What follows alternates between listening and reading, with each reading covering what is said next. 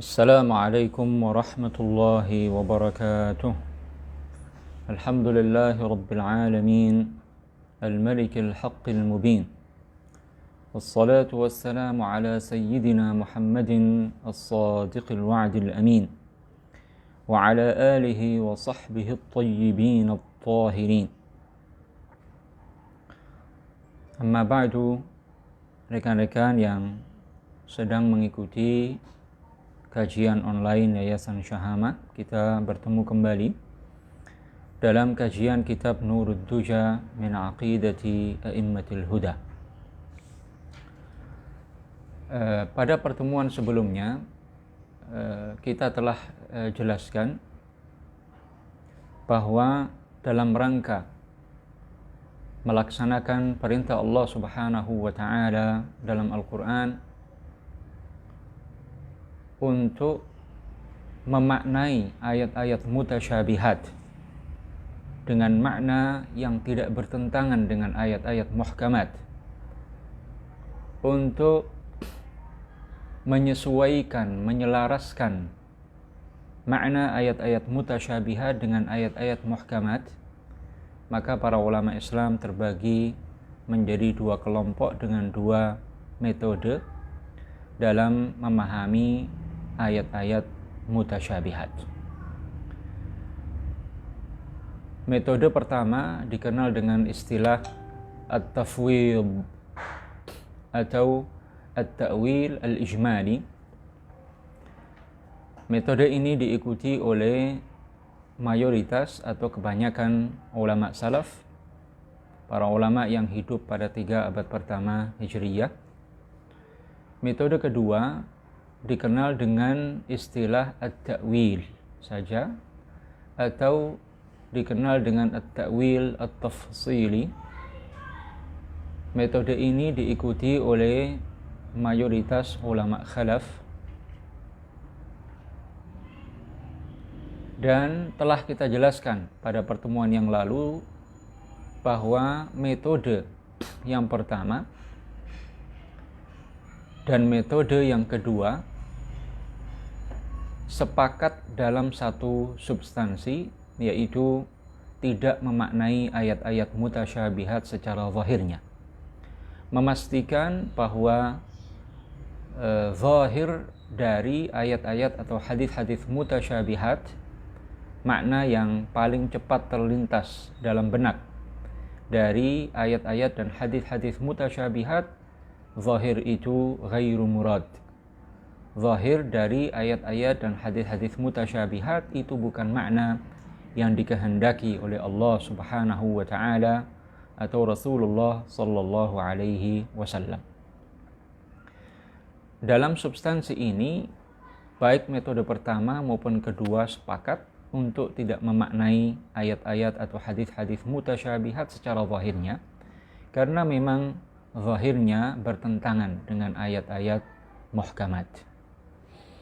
Kemudian dua metode ini berbeda pada tahapan setelah itu.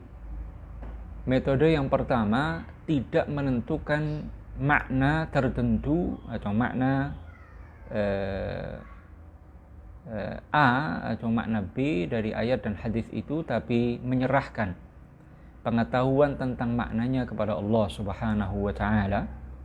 Sementara metode kedua, setelah tidak memaknai ayat atau hadis mutasyabihat secara zahirnya, maka kemudian mereka, kebanyakan para ulama khalaf, menentukan makna khusus, makna tertentu dari ayat atau hadis mutasyabihat itu sesuai dengan penggunaan kata atau kalimat tersebut dalam bahasa Arab, sesuai dengan kaidah-kaidah kebahasaan, sesuai dengan penggunaan kalimat itu dengan makna-makna yang ada dalam bahasa Arab, ya, dan jelas makna tersebut tidak boleh bertentangan dengan ayat-ayat muhkamat. Ini secara singkat penjelasan tentang dua metode, dan kemarin sudah kita sebutkan contohnya. Jadi ketika dua metode ini diterapkan untuk memahami Misalnya firman Allah Subhanahu wa taala, Ar-Rahmanu 'alal 'arsy istawa. Maka dua metode tersebut menyepakati makna istawa di sini bukan al-julus, al-istiqrar, al-muhadzah, at-tahayyuz. Makna istiwa di sini bukan duduk, bersemayam, menetap, bertempat di atas arsy, karena itu semuanya sesuatu yang mustahil bagi Allah, dan itu adalah sifat-sifat makhluk.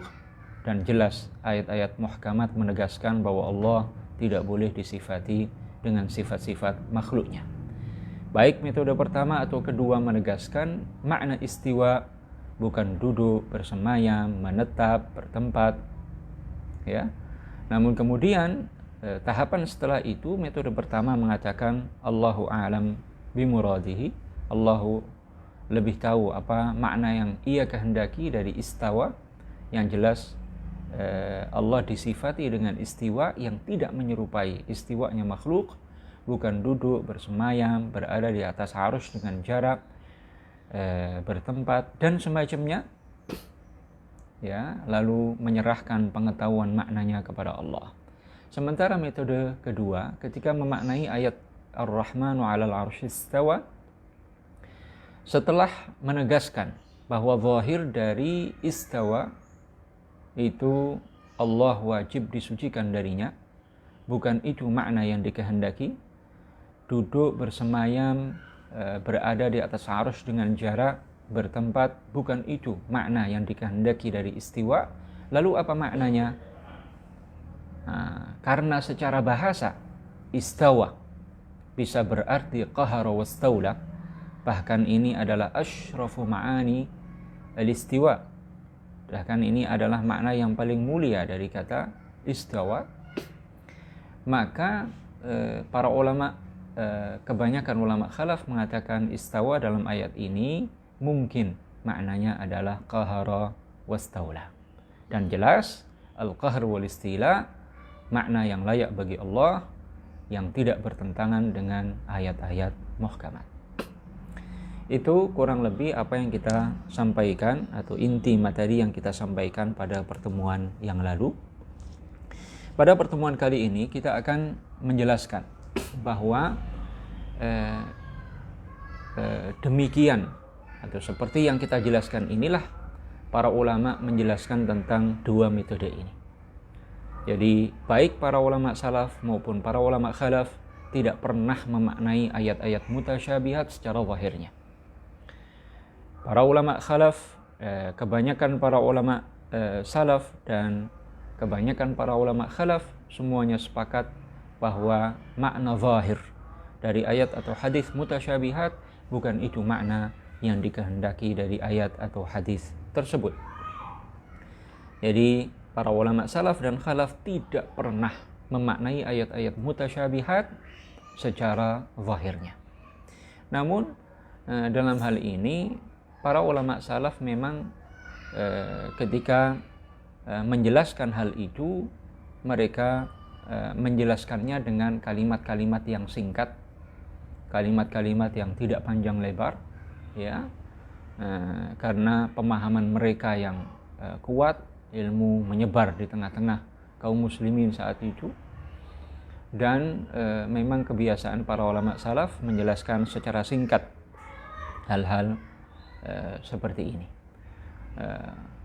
Dan sekali lagi, ya, tidak ada seorang ulama salaf pun, ya, yang memaknai ayat-ayat atau hadis-hadis mutasyabihat secara zahirnya. Jadi tidak seperti dikatakan oleh golongan musyabbihah mujassimah, katanya para ulama salaf memaknai ayat-ayat mutasyabihat secara zahirnya. Ini sangat penting karena salah satu tonggak yang didasarkan atasnya paham tasybih dan tajsim, mereka mengklaim bahwa ulama salaf berkeyakinan seperti golongan musyabbihah mujassimah, bahwa ulama salaf memaknai ayat-ayat mutasyabihat secara zahirnya. Dan ini sebetulnya adalah kebohongan terhadap para ulama salaf. Mazhab dan keyakinan, ya, para ulama salaf dan khalaf tidak memaknai ayat-ayat mutasyabihat, hadis-hadis mutasyabihat secara zahirnya. Maka dalam kesempatan kali ini kita akan menyebutkan perkataan beberapa ulama, sekedar memberikan contoh bahwa metode yang diikuti oleh para ulama salaf seperti yang sudah kita jelaskan.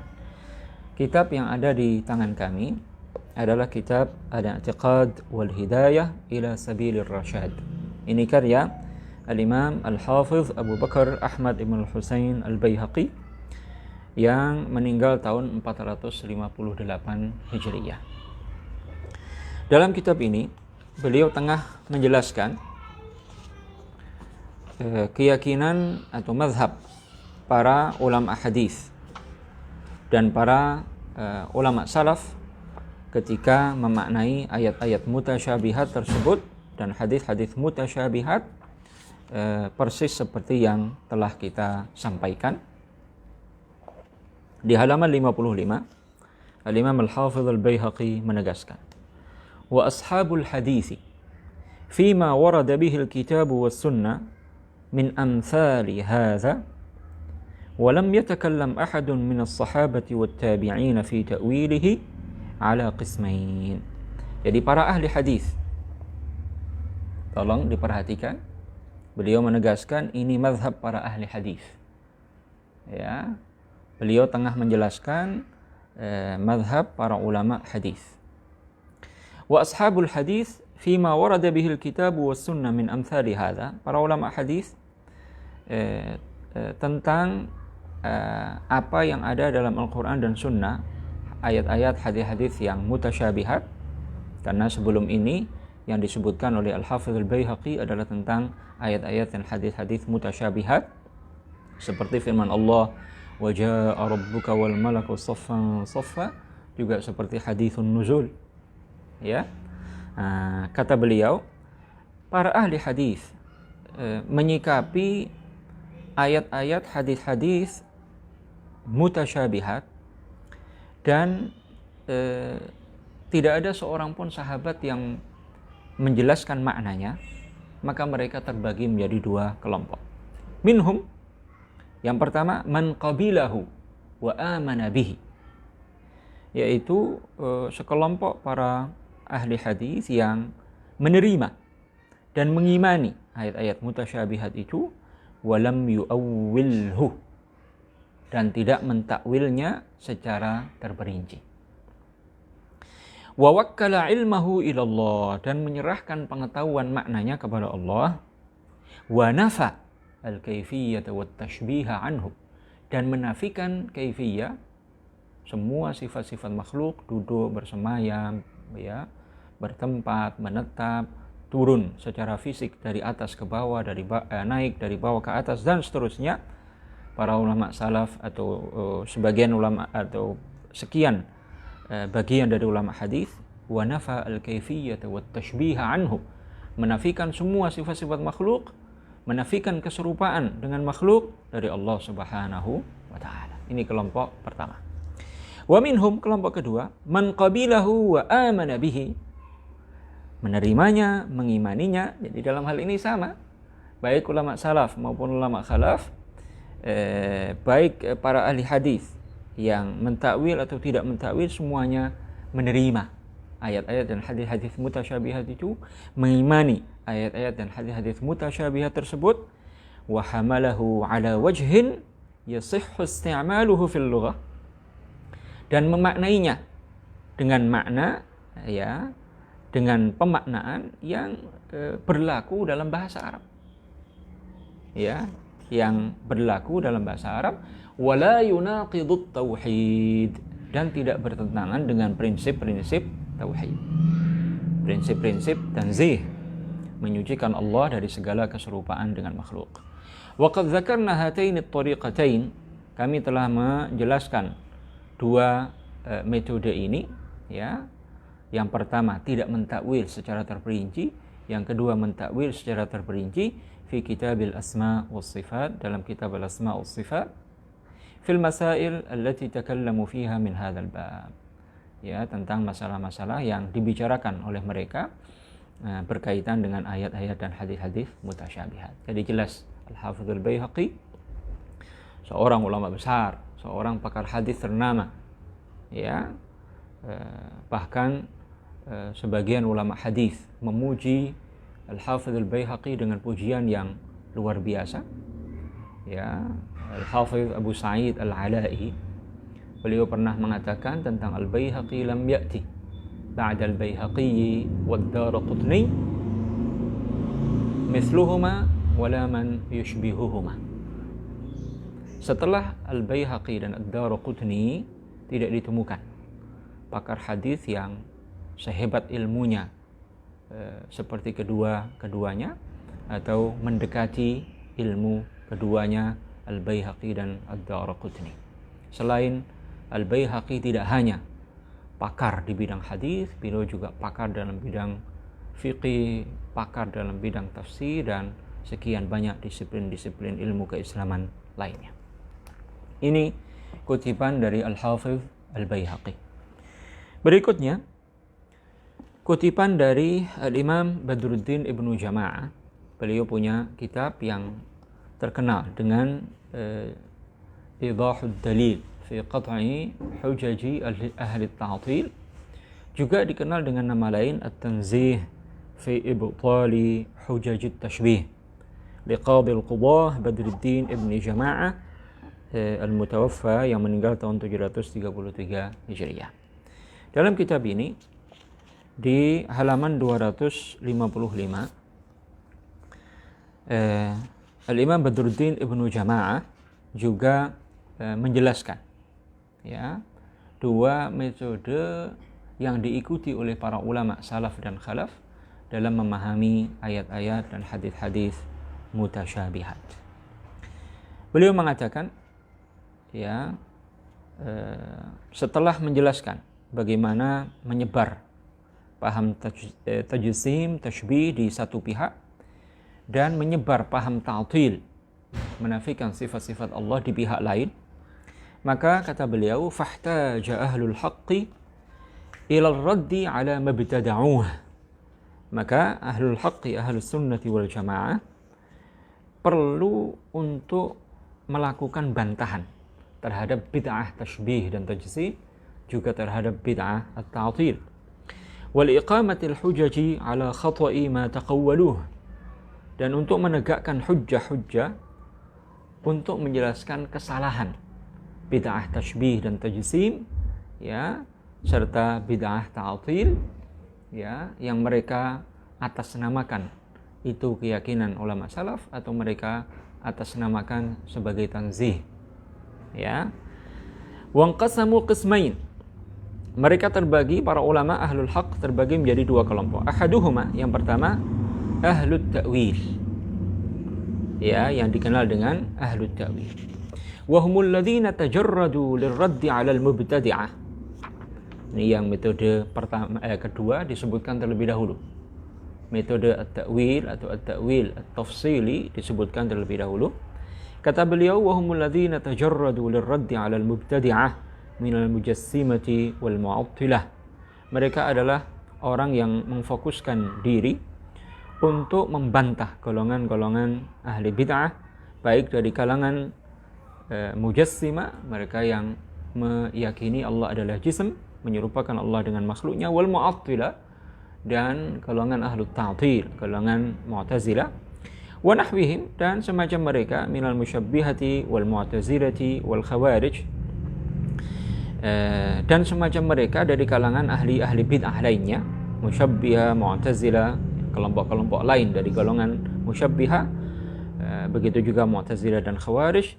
Lamma azhara kullun minhum bid'atahu, ketika masing-masing kelompok yang menyimpang itu menampakkan dan menyebarkan bid'ah mereka, wada'a ilaiha, dan mengajak masyarakat untuk mengikuti mereka dalam bid'ah tersebut, faqama ahlul haqqi binusratihi, maka ahlu al-haq, ahlu sunnati wal jamaah melakukan upaya untuk membela yang hak, membela kebenaran, wa daf'id dafi'i anhu bi ibtali bid'atihi, dan menolak, ya, membantah orang yang menolak kebenaran tersebut, bi ibtali bid'atihi, dengan membatalkan bid'ah mereka, wa raddi tilkal ayati wal ahadithi al muhtamilati, dan mengembalikan ayat-ayat hadis-hadis mutasyabihat yang mengandung beberapa kemungkinan makna, dikembalikan ila ma yaliqu bi jalalillahi ta'ala, kepada makna yang layak bagi keagungan Allah, minal ma'ani, di antara makna-makna yang ada, bilisanil Arab, sesuai dengan bahasa Arab, wa adillatil aqli wan naqli, ya, dan dalil-dalil aqli serta naqli. Jadi menggabungkan antara kekuatan dalil naqli dan aqli, kemudian dengan ketentuan yang berlaku dalam bahasa Arab, liyuhiqqallahu al-haqqa bi kalimatihi wa yubtilal batila bi hujajihi wa dilalatihi, untuk menunjukkan ihqaqul haqq wa ibtalul batil, sebagaimana diperintahkan oleh Allah Subhanahu wa taala. Ini kelompok atau yang mengikuti metode at-ta'wil at-tafsiri. Yang kedua, wal qismu tsani al-qailuna bil qaulil ma'rufi bi qaulis salaf, yaitu mereka yang mengatakan mengikuti pendapat yang dikenal dengan pendapat para ulama salaf. Apa itu? Di sini dijelaskan dengan tegas, wa huwal qat'u bi anna ma la yaliqu bi jalalillahi ta'ala ghairu murad, yaitu memastikan bahwa makna yang tidak layak bagi Allah bukan itu makna yang dikehendaki dari ayat dan hadis mutasyabihat tersebut. Bahwa duduk, bersemayam, bertempat, menetap di atas arusy, itu makna yang tidak layak bagi Allah, itu bukan makna yang dikehendaki oleh Allah dari ayat Ar-Rahmanu 'alal 'arsy istawa. Itu salah satu contohnya.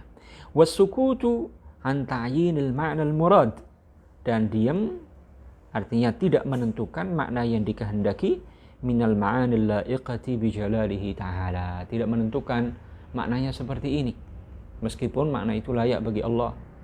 Idza kana al-lafzu, jika memang lafadznya muhtamilan, mengandung kemungkinan lima'ani taliqu bi jalalillahi ta'ala, mengandung kemungkinan sekian banyak makna yang semuanya layak bagi Allah. Mereka tidak menentukan maknanya, menyerahkan pengetahuan tentang makna tersebut kepada Allah. Ya, apa kesimpulan dari Al-Qadhi Badruddin Ibnu Jama'ah? Kata beliau, fal qismani qati'ani, dua kelompok ini yang mengikuti metode pertama yang disebutkan di sini, at-ta'wil at-tafsiri, maupun yang mengikuti perkataan kebanyakan ulama salaf, at-ta'wil al-ijmali, qati'ani, dua kelompok ini memastikan bi anna ma la yaliqu bi jalalillahi ta'ala min sifatil muhdatsin ghairu murad, bahwa makna yang tidak layak bagi Allah di antara sifat-sifat makhluk bukan itu makna yang dikehendaki. Dua-duanya seperti itu. Wa kullun minhuma 'alal haqq, dan dua kelompok ulama ini dua-duanya berada di jalur kebenaran, karena mereka jauh dari tasybih dan tajsim, juga tidak mengikuti aliran yang menolak, menafikan sifat-sifat Allah Subhanahu wa ta'ala. Kemudian dengan tegas, ya, Al-Imam Badruddin Ibnu Jama'ah mengatakan bahwa ulama salaf tidak pernah memaknai ayat-ayat hadis-hadis mutasyabihat secara zahirnya. Makanya kemarin kita singgung, menolak ta'wil ijmali dan ta'wil tafsiri, tidak mengikuti metode yang pertama atau metode kedua, ya, sehingga memaknai ayat mutasyabihat secara zahirnya, hadis mutasyabihat secara zahirnya, maka ini adalah ainut tashbihi wa tajsim. Maka itulah paham tashbih dan tajsim yang sesungguhnya.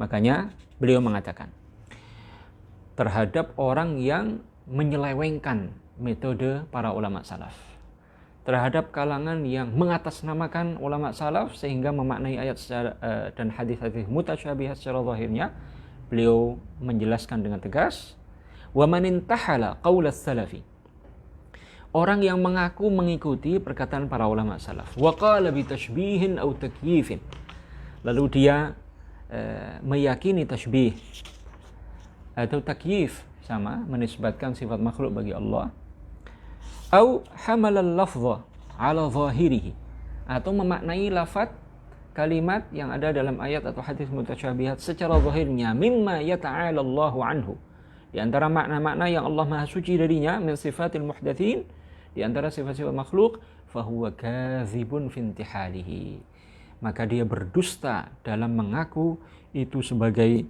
perkataan atau metode atau mazhab salaf, bari'un min qaulis salafi wa i'tidalih.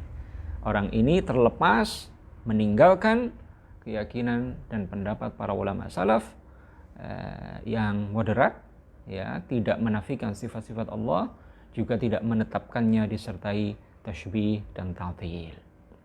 Dengan demikian jelas, ya, bahwa tidak ada seorang ulama salaf maupun khalaf yang mengikuti ajaran Ahlus Sunnati wal Jamaah memaknai ayat atau hadis mutasyabihat secara zahirnya, ya. Dan ini penting sekali, ya, untuk difahami, karena mereka, ya, yang mengatasnamakan ulama salaf itu sebetulnya mereka bertentangan dengan ajaran para ulama salaf. Mereka hanya mengaku mengikuti metode ulama salaf, dan dalam segala hal mereka selalu menggembor-gemborkan, selalu mengklaim ajaran mereka ajaran salaf untuk menarik simpati umat, padahal sebetulnya mereka mendustakan salaf. Mereka berdusta ketika mengaku itu sebagai metode yang diikuti oleh para ulama salaf. Kita sebutkan beberapa perkataan para ulama salaf yang menunjukkan bahwa mereka menafikan sifat-sifat makhluk, bahwa mereka menegaskan, ya, zahir dari makna ayat-ayat mutasyabihat, hadis-hadis mutasyabihat, Allah Ta'ala wajib disucikan darinya, meskipun dengan redaksi kalimat-kalimat yang singkat. Di antaranya perkataan Al-Imam Syafi'i radhiyallahu ta'ala anhu, kata beliau, amantu bima jaa'a 'anillah ala muradillah wa bima jaa'a 'an Rasulillah sallallahu alaihi wasallam ala muradi Rasulillah. Aku mengimani ayat-ayat atau apa yang datang dari Allah ala muradillah, sesuai dengan makna yang dikehendaki oleh Allah. Aku mengimani hadis-hadis yang datang dari Rasulullah sesuai dengan makna yang dikehendaki Rasulullah. Artinya apa? Tidak seperti yang dipikirkan oleh bayangan, khayalan, ya, manusia, yang dikesankan oleh zahir dari ayat-ayat dan hadis-hadis mutasyabihat itu, yang menunjukkan sifat-sifat makhluk. Amantu bima jaa'a 'anillah ala muradillah wa bima jaa'a 'an Rasulillah ala muradi Rasulillah. Perkataan Imam Syafi'i ini disebutkan oleh Al-Imam Taqiyuddin Al-Husni dalam kitab beliau Daf'u Syubahi Man Syabbaha wa Tamarrada, dan para ulama lainnya. Al-Imam Al-Baihaqi dalam sekian banyak kalimat-kalimat yang beliau kutip dari para ulama salaf dalam kitab Al-Asma' was Sifat, dalam kitab Al-I'tiqad wal Hidayah ila Sabilir Rasyad, beliau menegaskan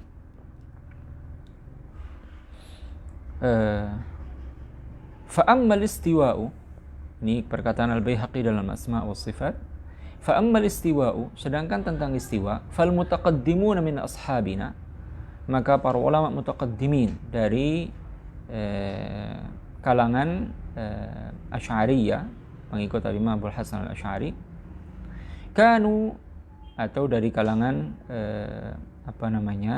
para ulama hadis, kanu la yufassirunahu, mereka tidak menafsirkan ayat-ayat mutasyabihat, hadis-hadis mutasyabihat, wala yatakallamuna fihi, dan tidak membicarakan maknanya begini, maknanya begini, ya, tentunya setelah menegaskan bahwa makna yang zahir darinya bukan itu makna yang dikehendaki oleh Allah, sebagaimana perkataan Al-Baihaqi di bagian-bagian yang lain dari kitab Al-Asma' was Sifat dan kitab beliau lainnya. Kanahwi madhabihim fi amthali dzalika, seperti madhab mereka dalam ayat-ayat dan hadis-hadis mutasyabihat yang lain. Di bagian lain dari kitab Al-Asma' wa Sifat, Al-Baihaqi menegaskan, "Wa hakaina 'anil mutaqaddimin min ashabina tarkal kalami fi amsali dzalik." Kami telah meriwayatkan dari para ulama mutaqaddimin bahwa mereka tidak berbicara tentang makna ayat-ayat hadits mutasyabihat. Hadza ma'a i'tiqadihim. Ini disertai keyakinan mereka nafyal haddi, menafikan had, ukuran dari Allah, wat tashbihi, menafikan tashbih dari Allah, wat tamthili, menafikan tamthil dari Allah, anillahi subhanahu wa ta'ala. Dan di bagian lain, Al-Imam Al-Baihaqi juga menyebutkan Al-Auza'i 'an Az-Zuhri wa Makhul qal, jadi beberapa ulama salaf, Al-Auza'i, Az-Zuhri, Makhul, mereka mengatakan amdu al-ahaditha ala ma ja'at. Riwayatkan hadis-hadis itu sebagaimana dia diriwayatkan dari Rasulullah, tapi tanpa memaknainya dengan makna yang zahir, ya, juga tidak menentukan makna yang layak bagi Allah. Maknanya begini. Beliau juga mengatakan, Su'ilal Auza'i wa Malikun wa Sufyanus Thawri wal Laits bin Sa'd an hadhihi al-ahadits allati ja'at fi at-tashbih. Al-Auza'i, Malik, Sufyan Ats-Tsauri, Al-Laits bin Sa'd, ini semuanya ulama salaf, saat ditanya tentang hadis-hadis yang zahirnya mengesankan bahwa Allah menyerupai makhluknya, apa kata mereka? Amirruha kama ja'at. Baca ayat itu, riwayatkan hadis itu sebagaimana diriwayatkan, bila kaifiyah. Ini catatannya, bila kaifiyah, tanpa menetapkan sifat-sifat makhluk bagi Allah. Karena al-kaifiyah maknanya kullu ma kana min sifatil makhluqin. Sifat-sifat makhluk apapun itu adalah kaifiyah. Dalam kesempatan lain, Al-Imam Ahmad Ibn Hanbal, salah seorang ulama salaf juga, saat beliau ditanya tentang istiwa, beliau menjawab, istawa kama akhbar, la kama yakhturu lil bashar. Istawa itu kita tetapkan sebagaimana Allah beritakan dalam Al-Quran, tapi maknanya bukan seperti yang terlintas dalam benak, duduk, bersemayam, bertempat, ya, di atas arus dengan jarak dan semacamnya. Al-Imam Malik saat ditanya tentang ayat Ar-Rahmanu 'alal 'arsy istawa, beliau mengatakan Ar-Rahmanu 'alal 'arsy istawa kama wasafa nafsahu wa la yuqalu kaifa wa kaifa anhu marfu'. Allah Subhanahu wa ta'ala disifati dengan istiwa sebagaimana disebutkan dalam Al-Quran. Allah menyifati zatnya dengan istawa, wala yuqalu kaifa, tidak boleh ditanyakan kaifa istawa, karena kaif itu sifat makhluk. Wa kaifa anhu marfu', dan kaif itu semua sifat-sifat makhluk dinafikan dari Allah Subhanahu wa ta'ala. Allah disucikan darinya. Dalam redaksi riwayat lain, Al-Imam Malik mengatakan al-istiwa'u ghairu majhul. Istiwa itu ma'lum wuruduhu fil Quran, diketahui bahwa itu terdapat dalam Al-Quran. Wal kaifu ghairu ma'qul, namun sifat-sifat makhluk, ya,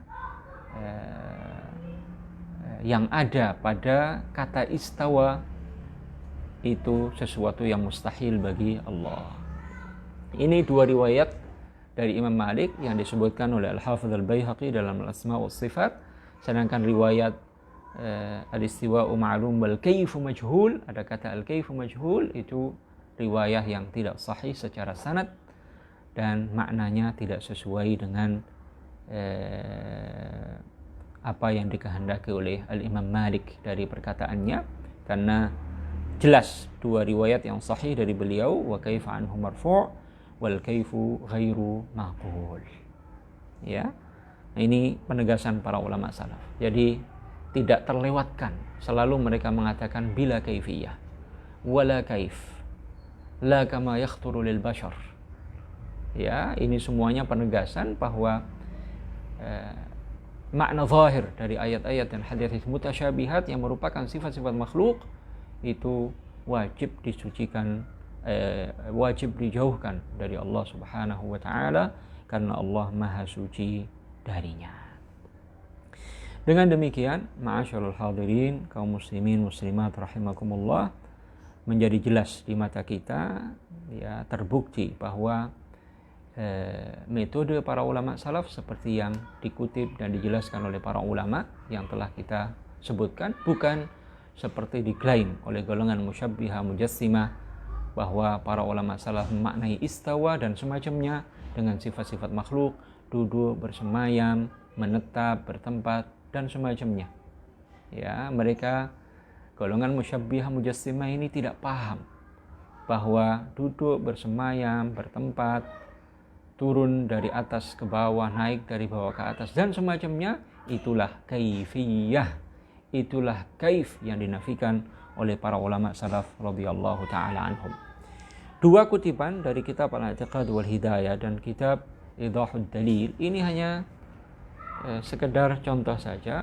Sekian banyak para ulama menegaskan, mengutip seperti itu.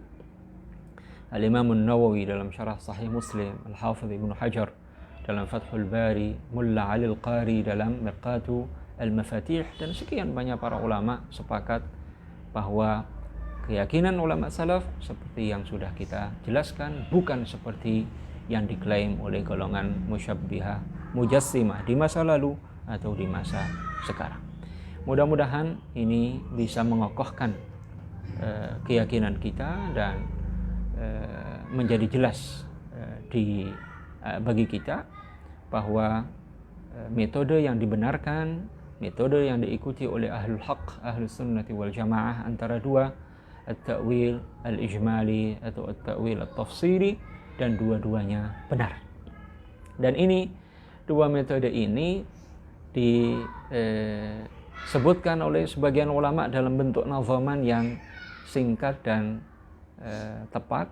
Beliau mengatakan, wa kullu nassin awhamat tashbiha awwilhu aw fawwid wa rum tanziha. Wa kullu nassin awhamat tashbiha. Setiap nas, ayat atau hadis yang mengesankan tashbih, yang disalahpahami oleh sebagian kalangan bahwa itu maknanya tashbih, maka apa? Awwilhu, lakukan takwil secara terperinci. Aw fawwid, atau lakukan takwil secara global dan serahkan maknanya, serahkan pengetahuan tentang maknanya kepada Allah dengan catatan warum tanziha, tetap yakini bahwa Allah Ta'ala maha suci dari segala keserupaan dengan makhluknya.